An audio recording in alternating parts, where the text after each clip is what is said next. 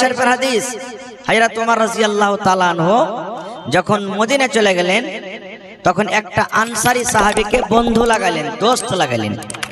হযরত ওমর রাদিয়াল্লাহু তাআলা আনহু যিনি ইসলামের দ্বিতীয় খলিফা আর নবী মুহাম্মদ সাল্লাল্লাহু আলাইহি সাল্লামের হলো এটা শ্বশুর। তাহলে কত বড় মানুষ হতে পারেন? এটা কি ছোট মানুষ? বড় মানুষ। নবী মুহাম্মদ সাল্লাল্লাহু আলাইহি সাল্লামের এটা শ্বশুর, বড় মানুষ। এবার দোস্ত করলেন, বন্ধু তালি করলেন কার সাথে? একটা আনসারী সাহাবীর সাথে। এবার বন্ধু তালি যখন হয়ে গেল, তার এক দোস্ত আরেক দোস্তকে মানে হযরত ওমর রাদিয়াল্লাহু তাআলা আনহু আনসারী সাহাবীর সাথে কথাবার্তা বলাবলি করছেন, মাশওয়ারা করছেন। কি জানেন? বলছে, হারে ভাই, তুমিও গরিব মানুষ, খাটতে না গেলে পেট চলবে না, বাড়ি চলবে না।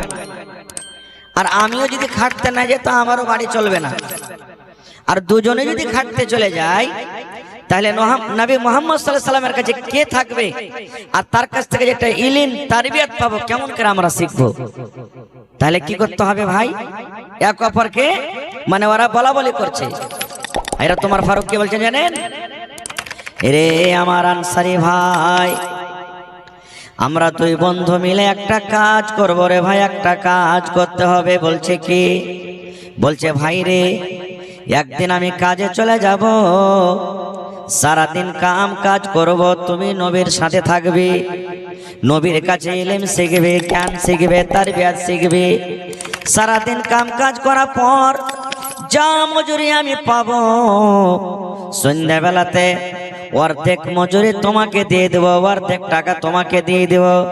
তোমার ছেলে মেয়ে নিয়ে তুমি বাড়ি চালাবে, আর অর্ধেক মজুরি আমি বাড়িতে রাখবো আমার ছেলে মেয়ের জন্য। এবং নবীর সাথে সারাদিনে তুমি যা শিখবে, গোটা দিনের কথা তুমি আমাকে শিখিয়ে দিবে। তারপর দিন, হে আনসারী ভাই শোনো, আমি নবীর সাথে থাকবো, নবীর পাঞ্জরে থাকবো, আর তুমি খাটতে চলে যাবে। সারাদিন মজুরি করার পর তুমি যা টাকা পাবে তুমি আমাকে অর্ধেক দিবে, তোমার বাড়ির জন্য অর্ধেক রাখবে, আমাদের সংসার চলবে। আর আমি নবীর কাছে যা কিছু শিখবো আমি সব কোটা তোমাকে আমি শিখিয়ে দিব। আল্লাহুস সামাদ। দেখেন তাদের বুদ্ধি বিচার কি, দেখেন আল্লাহুস সামাদ। আজকে যদি আমরা পড়ালেখা করিনি তো করিনি, জালসা তো যে আসছি ভাই, তো শুধু মেলাতে ঘুরে বেড়াচ্ছি, বাজারে ঘুরে বেড়াচ্ছি, রোডে ঘুরে বেড়াচ্ছি, এটা নয়। যারে যাই কম করে বসি তো কোন মৌলানার মুখ থেকে কখন কোন হাদিসটা আমার দিলে গড়ে যাবে, কোন মৌলানার মুখ থেকে কোন কথাটা শুনবো আমার দিলটা বদলে যাবে, আমি কিছু নতুন কথা শিখবো, নতুন কথা জানতে পারবো। এই জিনিসটা আমাদের ভিতরে এখনো কিন্তু হলো না। খুব আল্লাহুস সামাদ।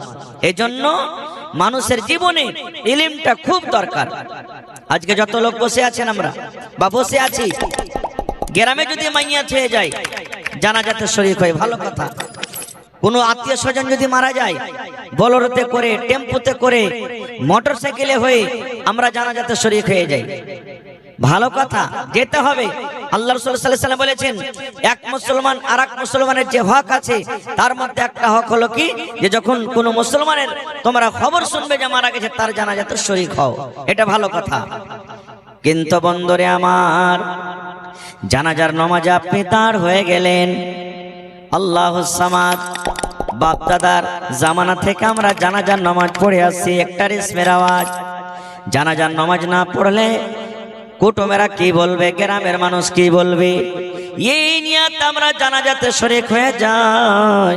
কিন্তু বন্ধুরে, এক এক এক এক করে যদি জিজ্ঞাসা করা হয়, ভাই রে জানাজার নামাজটা কেমন করে পড়িতে হবে, জানাজার দোয়াটা কি, কয়টা তাকবীরে জানাজা হয়, ওজোর নিয়মটা কি, ওজোর তারিকাটা কি, মুসলমান 100টার মধ্যে 98টা যদি বলি আমরা ফেল হয়ে যাব। জানাজাতে শরীক হইতে হবে তো হবে, শুধু দেখা দেখের জন্য, নেকি নেওয়ার জন্য আমরা জানাজাতে যাই না, জানাজাতে আমরা যাই না। আর যেমনই বিসমিল্লাহ বলে 3 খাবল মাটি দেওয়া হলো, তেমনই দেয় ওড়ান আমরা, আর 1 মিনিট আমরা থাকবো না।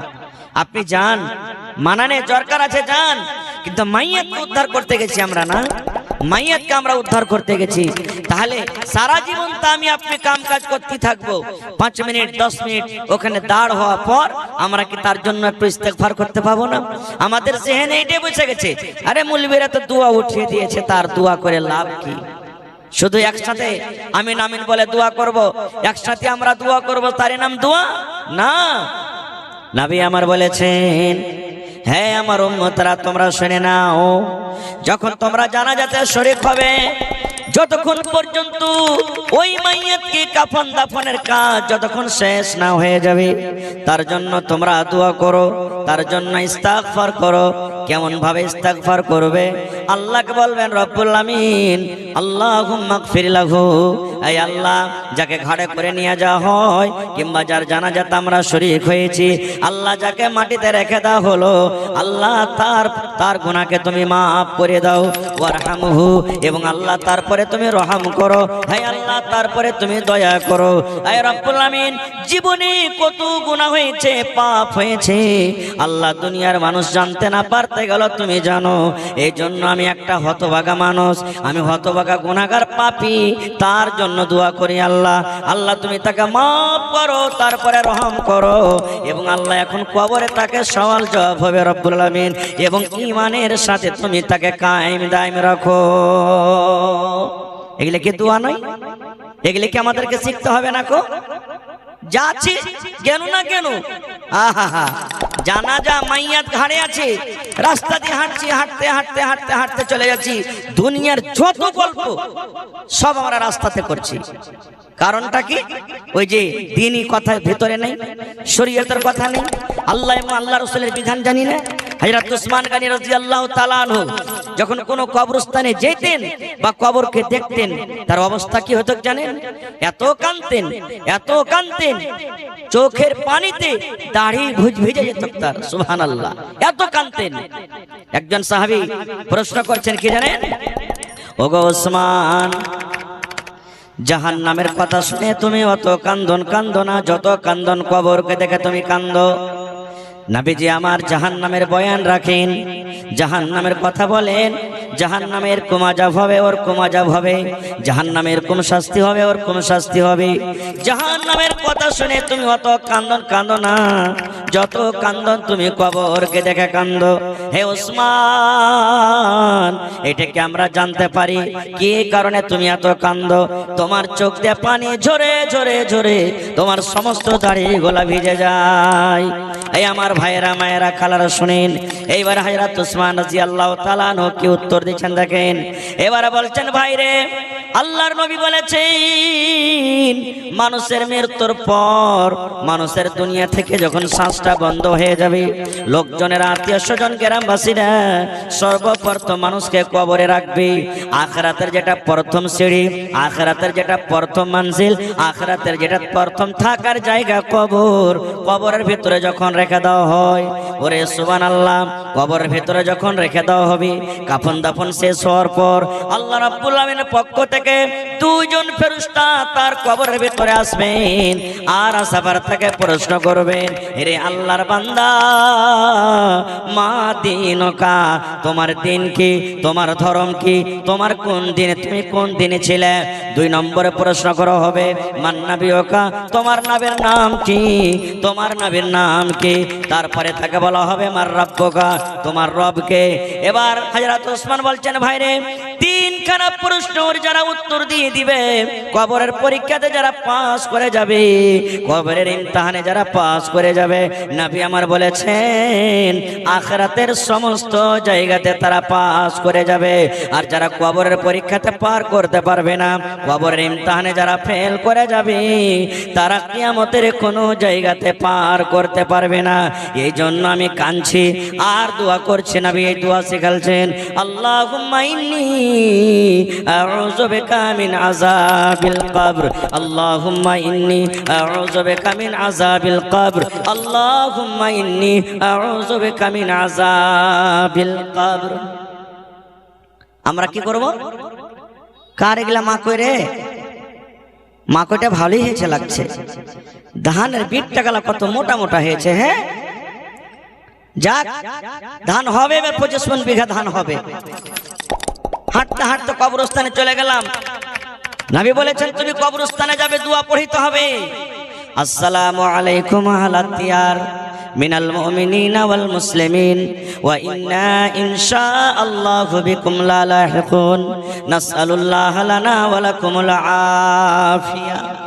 পড়েছি আমরা, এটা দোয়া পড়েছি, পড়ি না। শুধু বাপ দাদার একটা রিসমের আওয়াজ আমরা আদা করতে যাচ্ছি যে যাইতে হবে, মানুষ মরেছে যাইতে হবে, নেকির উদ্দেশ্যে নেকি নেওয়ার জন্য আমরা যাই না। আল্লাহুস সামাদ। এই জন্য ভাই ইলমের দরকার, ইলম আমাদেরকে শিখতে হবে। আজকে যদি গ্রামে একটা মাইয়াত হয়ে যায়, গ্রামে একটা মাইয়াত হয়ে গেছে, মাইয়াত হওয়ার সাথে সাথে গ্রামে খুঁজে পাওয়া যায় না, এই মাইয়াতটাকে যে দফন করব তার জন্য কবরকে খুঁড়তে যাবে। কে কবর খুঁড়তে যাবে? না তা নেই, ওই আব্দুর রহমান যে জান ছিল ওকে দেখ, ও বাড়িতে নেই। আরে ওই যে সুলেমান জান ছিল ওকে দেখ। কেন? প্রত্যেক মুসলমানকে জানতে হবে কেমন করে মাইয়াতকে গোসল দিতে হয়, মাইয়াতকে কেমন ভাবে দফন করতে হয়, মাইয়াতের জন্য কবরের খোঁড়ার কেমন করে ব্যবস্থা করতে হবে। এই সমস্ত জিনিস আমরা কোথায় জানবো ভাই? মাদ্রাসাতে জানবো। আমরা যতক্ষণ পর্যন্ত না যাব, না শিখবো, কেমন করে আমরা জানতে পারবো ভাই? আল্লাহুস সামাদ। আল্লাহ রাসূল সাল্লাল্লাহু আলাইহি সাল্লামের জামানাতে সব থেকে আগে আল্লাহ তাবারাক ওয়া তাআলা যেটা নবীকে ওহী করেছেন সেটা হলো কি জানেন? আপনারা শুনেছেন, জানছেন, পড়েছেন। মক্কাতে যখন কোনো বাড়িতে বেশিরভাগ মানুষরা কি করত, মেয়ে যদি জন্মগ্রহণ হতো আর বাপ খবর পেয়েছে আমার মেয়ে জন্মগ্রহণ হয়েছে, তার মুখখানটা কালো হয়ে যেত। আল্লাহ কি বলছেন জানেন? ওয়া ইযা বুশরা আহাদুহুম বিল উনসা যাল্লা ওয়াজহুহু মুসওয়াদ্দান ওয়া হুয়া কাযীম। বাপের মুখ কালো হয়ে যেত, আফসোস করে বলতো, হে আল্লাহ তুমি কেন আমাকে বেটি দিয়েছো, আমার ঘরে কেন বেটি এসেছে? ইমাম বাকাবী রাহমাতুল্লাহ আলাইহি বলেন, যখন ওই বাপের বেটি 5 বছর 7 বছর 8 বছর যখন হতো, বাপ একটা কোদাল নিয়ে চলে যেত মাঠে জঙ্গলে, আর বেটিকে দফন করার জন্য একটা গর্ত করে বাড়িতে চলে আসতো। আর আসার পর বিবিকে বলতো, হে বিবি তুমি আমার কলেজার টুকরাকে, আমার এই নয়নের তারাকে, আমার এই মেয়েকে তুমি সুন্দর করে সাজিয়ে দাও, তাকে আমি ঘুরতে নিয়ে যাব। মা তো জানে না যে কোন মেলা কোন ঘুরতে নিয়ে যাবে। আল্লাহুস সামাদ সেই মেয়ের হাতখানটাকে ধরে হাঁটতে হাঁটতে হাঁটতে জিন্দা বেটিকে দফন করত। কত বড় পাপ, কত বড় গুনাহ করত তারা। আল্লাহুস সামাদ শুধু তা নয়, মদ পান করত, মিথ্যা কথা বলতো, যুগ যুগ ধরে লড়াই যুদ্ধ চলতো। দুনিয়ার কোনো এমন পাপ, দুনিয়ার এমন কোনো গুনাহ ছিল না যে মক্কার মানুষরা করত না। এতগুলি পাপ থাকা সত্ত্বেও আল্লাহ তাবারাক ওয়া তাআলা নবীকে কি আদেশ করলেন জানেন? এই আমার মুসলমান ভাইরা শুনেন, আল্লাহ রাব্বুল আলামিন নবীর প্রতি আল্লাহ এই হুকুমটা দেননি, হে নবী তুমি নামাজ পড়ো, নামাজ পড়ো, রোজা রাখো, হজ করো, যাকাত দাও। যারা বেটিকে দফন করে দেয় তারাকে তুমি নিষেধ করো। যারা আল্লাহ রাব্বুল আলামিনকে মানে না তাদেরকে তুমি হিদায়াতের জন্য ডাকো, দ্বীনের দিকে জানো। হে নবী আমার শুনে নাও, যে মানুষরা লড়াই ঝগড়া করে, যুদ্ধ করে, তাদেরকে তুমি নিষেধ করো। এই কথা আল্লাহ রাব্বুল আলামিন বললেন না। আল্লাহ রাব্বুল আলামিন সর্বপ্রথম নবীকে যেটা আদেশ করলেন, যেটা ওহী করলেন, সেটা হলো ইকরা বিসমি রাব্বিকাল্লাযী খালাক। হে নবী তুমি পড়ো ওই আল্লাহর নাম নিয়ে যে আল্লাহ রাব্বুল আলামিন জন্ম দিয়েছে। আল্লাহুস সামাদ, যেই আল্লাহ তাবারাক ওয়া তাআলা জন্ম দিয়েছেন সেই আল্লাহর নাম নিয়ে তুমি পড়ো। তাহলে কি বুঝলাম? ইলম একটা এমন জিনিস, আল্লাহ তাবারাক ওয়া তাআলা দুনিয়ার মানুষকে এটা মেসেজ দিতে চাইলেন, দুনিয়ার মানুষ তুমি মদ পান করছো করো, তুমি জেনা ব্যভিচার করছো করো, তুমি চুরি করছো করো, ডাকাতি করছো করো, বেটিকে দফন করছো করো, কিন্তু যখন তোমার ভিতরে জ্ঞান চলে আসবে, ইলম চলে আসবে, যখন তুমি পড়ালেখা শিখবে, তখন তুমি ভালো মন্দর পার্থক্য তুমি করতে পারবে। তখন তোমার ভিতর থেকে আপনি আপ তোমার জেনা ছুটে যাবে, তোমার ভিতর থেকে আপনি আপ তুমি মদ ছেড়ে দিবে, তুমি গুন্ডাগার্দি ছেড়ে দিবে, শয়তানি ছেড়ে দিবে। এই জন্য আল্লাহ তাবারাক ওয়া তাআলা সর্বপ্রথম ইলম দান করেছেন। আজকে সেই নবীর উম্মত আমরা দেখেন কত ইলম থেকে আমরা পিছনে আছি। আল্লাহুস সামাদ। এক ডাক্তার আমরা তো ইলম দিচ্ছি ছেলেটাকে, পড়ালেখা দিচ্ছি, কিন্তু আমরা কি করবো? বেশিরভাগ মানুষ মাদ্রাসাতে পড়িয়ে লেখিয়া শুধু খালি ফকিরি তৈরি হয়েছে। মাদ্রাসাতে পড়িয়ে লেখিয়া খালি চাহে চিন্তাই খাইছে। এই চাহা চিন্তার কামটা আমি, আপনি আর কমিটির কিছু মানুষ করেছি, যার কারণে মাদ্রাসা বদনাম হয়ে গেছে। আজ থেকে 15 বছর আগে, 20 বছর আগে কোথায় আসলে টেম্পো নিয়ে কালেকশন করতে যেত না খো, কিন্তু না যাওয়া না গেলেও মাদ্রাসা চলে না। কিন্তু আমরা কি করছি? আমাদেরও ভুল।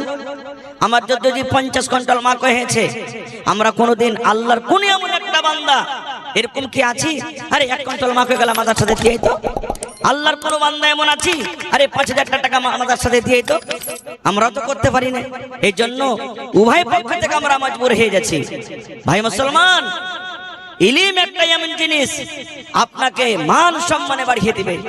আর এই সমস্ত জিনিস দেখে আমরা বলছি কি যে এটা হলো ফকিরা লাইন। আল্লাহুস সামাদ। নবী আমার বলেছেন, তলাবুল ইলমে ফারিজাতুন আলা কুল্লি মুসলিম। প্রত্যেক মুসলমান, নর হোক কিংবা নারী হোক, বেটা ছেলে হোক কিংবা বেটি ছেলে হোক, ইলম শেখা দরকার, ইলম শেখা ওয়াজিব, ইলম শিখতে হবে।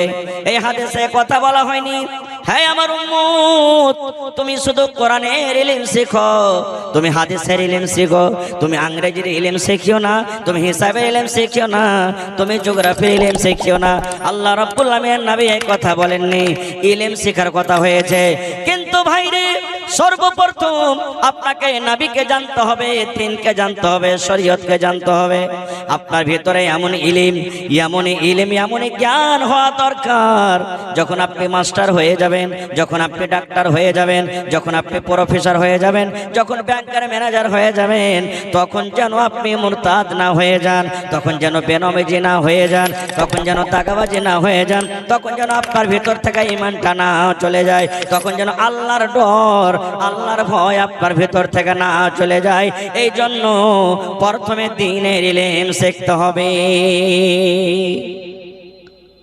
আল্লাহুস সামাদ। একটা ঘটনা বলছি।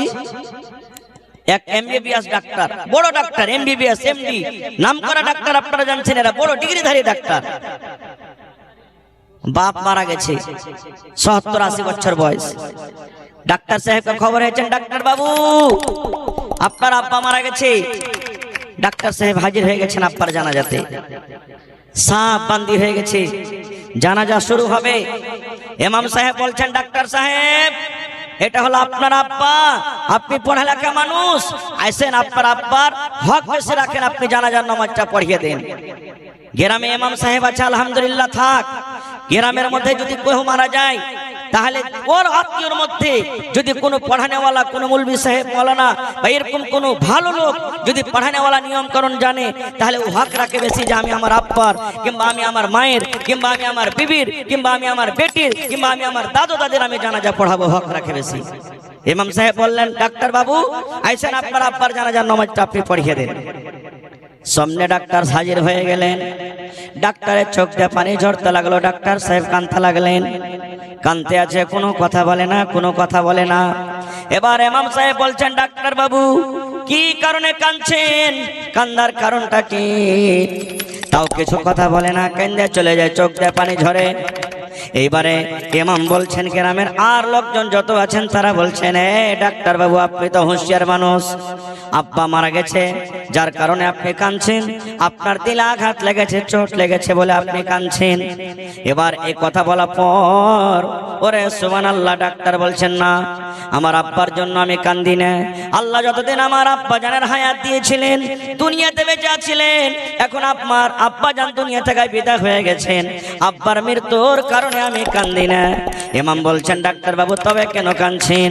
এইবারে ডাক্তার কি বলছেন, মুসলমান বলছে, গ্রামের ভাইয়েরা শুনেন, আমার আব্বা জান আমাকে এমন জ্ঞান, এমন তালিম দিয়েছেন, আমি একটা এলাকার নাম করা ডাক্তার, আমি এলাকার একটা বড় ডাক্তার, জমিন বিক্রি করে করে করে করে কত কষ্ট করে আমার আব্বা আমাকে ডাক্তার করেছেন। কিন্তু ওরে সুবহানাল্লাহ, হে মাওলানা আপনি যে আমাকে বললেন, হ্যাঁ ডাক্তার বাবু তোমার আব্বা জানের তুমি জানাজা পড়িয়ে দাও। মাওলানা জি আমাকে কোনোদিন কোনো মাদার সাথে আমার আব্বা জান দেয়নি, কোনো মাদানী সাহেবের কাছে দেয়নি, কোনো হাফেজার কারের কাছে দেয়নি, কোনো মাদ্রাসাতে যায়নি। জীবনে কোনোদিন আমি মাদ্রাসার মুখ দেখিনি, কোনো মাওলানার মুখ দেখিনি। ছোট্টকালে থেকে নিয়ে আমি অন্য লাইনে চলে গেছিলাম। আজকে যে আপনি আমাকে জানাজার কথা বললেন, আমি জানি না জানাজা কিভাবে পড়াইতে হয়, কয় তাকবীরে পড়াইতে হয়, কেমন করে পড়াইতে হয়, জানাজার দোয়া কাকে বলে, এই ব্যাপারে আমার কোনো জ্ঞান নাই, কোনো ইলম নাই। এই জন্য আমি কান্দি।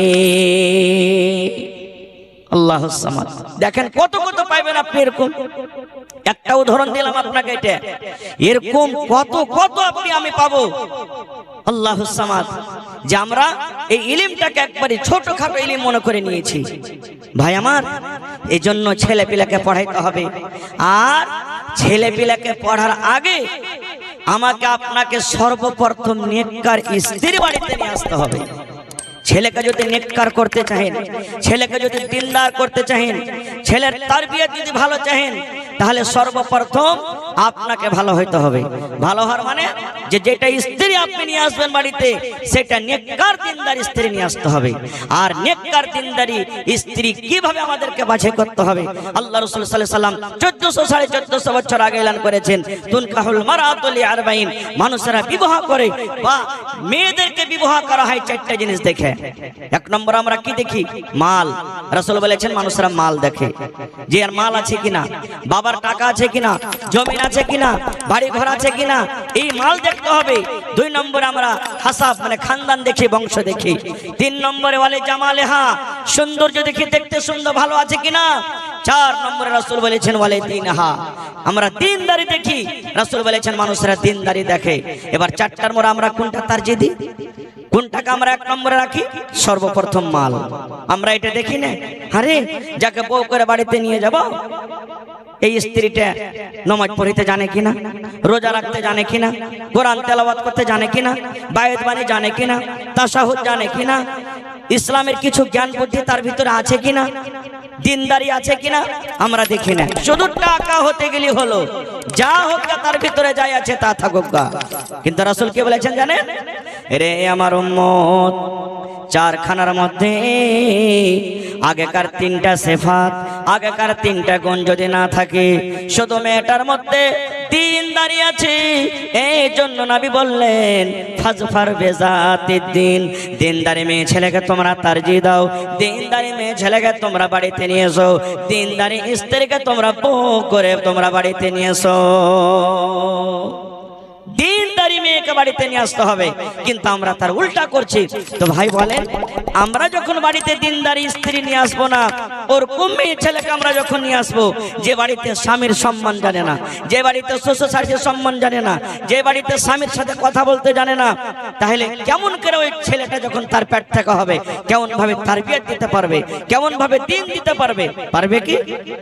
আগেকার মানুষেরা 15 বছর 20 বছর কার আগে আমার মায়েরা খালারা কি করতো জানেন? যখন ছেলে পিলাকে বিছানে শুতিয়ে রাত 12টাতে 1টাতে যখন ছেলেটা জাগতো, তখন বলতো যে রে উঠ উঠ, তাড়াতাড়ি করে উঠ, সালেমাকে সালেমা উঠ, তাড়াতাড়ি করে উঠ। ছেলেটা উঠে গেল, চোখ মুলছে, কাঁদছে, তাও পো করছে। এবার ওকে আগুনেতে নিয়ে যেত। আগুনেতে নিয়ে যাও, বর মা খালার একটা দোয়া শেখাতো। কি দোয়া জানেন? 1 বাত্তা 2 বাত্তা 3 বাত্তা ঘর সস্তা বাহির মত্তা। বলতো না? 1 বাত্তা 2 বাত্তা 3 বাত্তা ঘর সস্তা বাহির মত্তা। কেন মা কথাটা বলতেন? মার মেজাজে বসেছিল, আল্লাহ রে, যদি আমি এই মন্ত্রটা, এই কথাটা যদি এই ছেলেটাকে শিখিয়ে দিই, এই ছেলেটা যদি মুখ দিয়ে কথাটা বলে নাই, তাহলে এই ছেলেটা মনে হয় বাহিরে মধ্যে ঘরে শুধবে, আর বিছানের ওপরে সে পেশাব করবে না, নাকি? কিন্তু এটা দুয়াজি ভাই, এটা কি দোয়া? সুবহানাল্লাহ।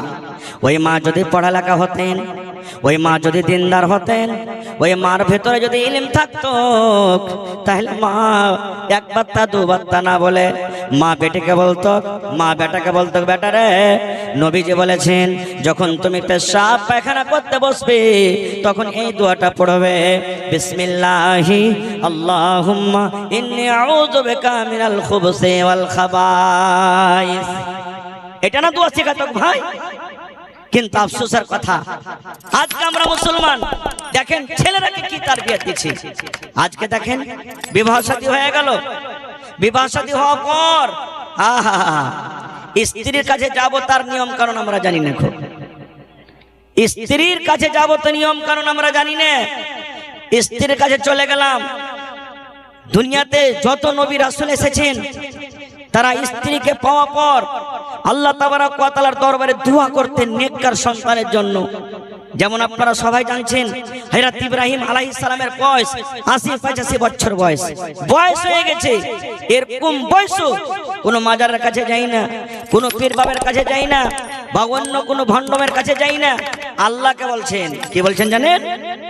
রব্বে হাবলি মিনাস সালিহিন, হে রব্বুল আলামিন তোমার দরবারে আমি দোয়া করি, আল্লাহ আমার এখন পর্যন্ত সন্তান হয়নি, এখন পর্যন্ত আল্লাহ বেটা বেটাই হয়নি।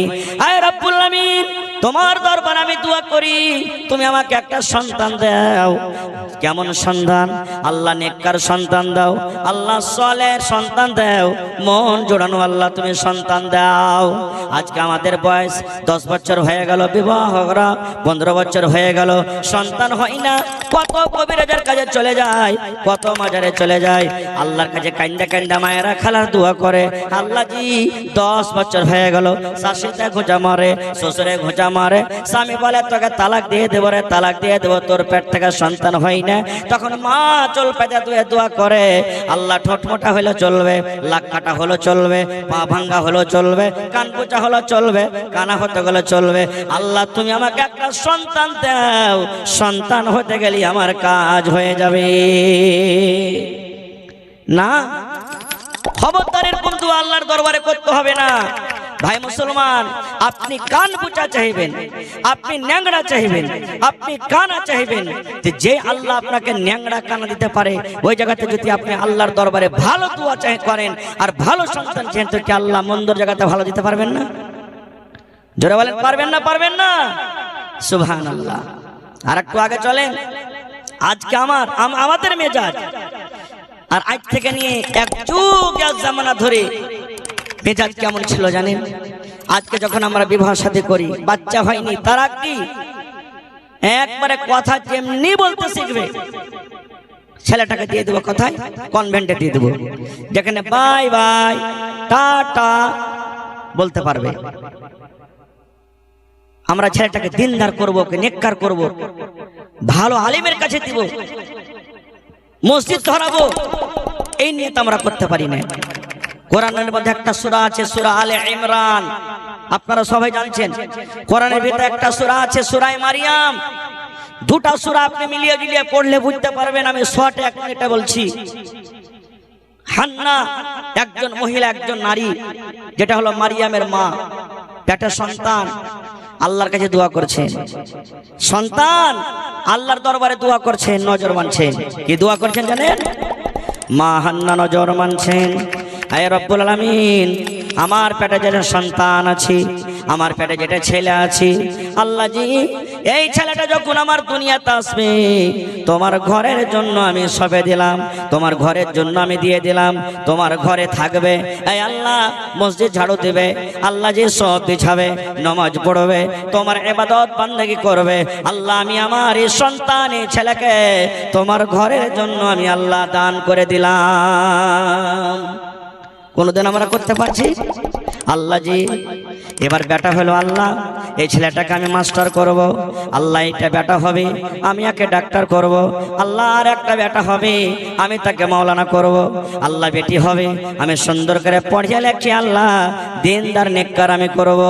কোনদিন আমরা এইভাবে মা বাপ সন্তান যখন দুনিয়াতে আসে আমরা নিয়াত করি না, আল্লাহর দরবারে দোয়া করি না। আমাদের মেজাজে একটাই থাকে, বেটা হতে গেলে বাপের আসান হবে, আর বেটে হতে গেলে মায়ের আসান হবে। বেটাকে পড়িয়ে লেখে কি হবে? পড়ালেখা করব না।